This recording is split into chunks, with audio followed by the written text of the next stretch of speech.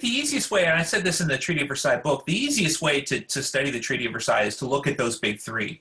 But of course, looking around at our own country, there's no one American answer to the COVID crisis. There's no one British answer to the COVID crisis. These things are determined by where you live, middle class versus working class. All kinds of things are going to determine your response. So to me, it's more interesting kind of the ways in which the debates reach across national lines. So again, the big one is, do you want to solve these problems at the national, or in 1918, 1919, imperial level?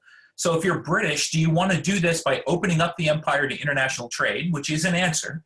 Or do you want to do this by increasing those imperial ties? In other words, increasing tariffs, keeping Americans out of those markets, and trying the best that you can to kind of reinforce the empire and the strength of the empire. Both of those arguments are out there.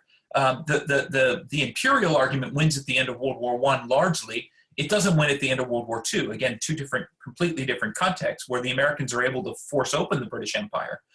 In the United States, to me, the debate over the Treaty of Versailles and the League of Nations is fascinating. There's a group of senators that just say, I don't care what's in the thing, I'm not signing it. And there's another group that says, hey, look, there's ways in which we think this is unconstitutional. There's ways in which the League of Nations could draw the United States into a war, and the obligation to declare war belongs to the U.S. Senate. That's unconstitutional. You can't do that. There are ways in which this ties us down.